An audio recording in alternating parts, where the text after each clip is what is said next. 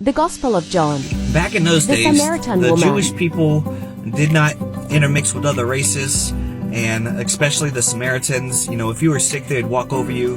They made the Samaritans pray in different places. They considered them dirty. So anyways, let's get into it. In chapter 4. And therefore, when the Lord knew that the Pharisees had heard that Jesus made and baptized more disciples than John, though Jesus himself did not baptize but his disciples, he left Judea and departed again to Galilee. But he needed to go through Samaria. So he came to the city of Samaria, which is called Sychar, near the plot of the ground that Jacob gave to his son Joseph. And now Jacob's well was there, and Jesus, therefore, being wearied from his journey, sat thus by the well, and it was about the 6th hour. A woman of Samaria came to draw water, and Jesus said to her, "Give me a drink," for his disciples had gone away into the city to buy food. And then the woman of Samaria said to him, "How is it that you, being a Jew, ask a drink from me, Samaritan woman? For the Jews have no dealings with the Samaritans." And Jesus answered and said to her, "If you knew the gift of God, and who it is who says to you, 'Give me a drink,' you would have asked him, and he would have given you living water." The woman said to him, "Sir, you have nothing to draw with, and the well is deep. Where then do you get this living water? Are you greater than the father of Jacob, who gave us the well, and drank from it himself, as well as his sons and his livestock?"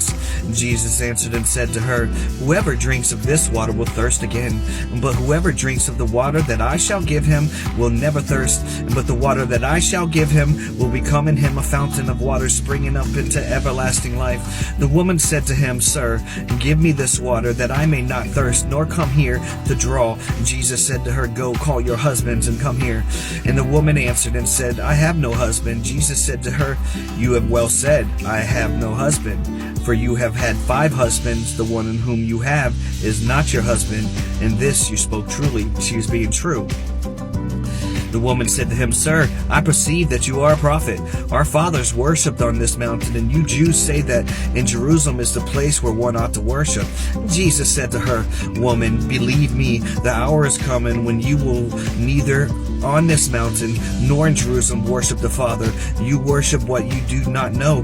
We know that we worship, for salvation is of the Jews. But the hour is coming, and now it is, when the true worshipers will worship the Father in spirit and truth, for the Father is seeking such to worship him. God is spirit, and those who worship him must worship him in spirit and truth."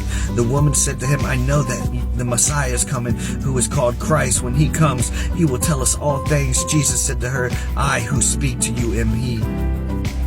Wow. Sorry I had to read so fast. You only got 3 minutes. God bless you all.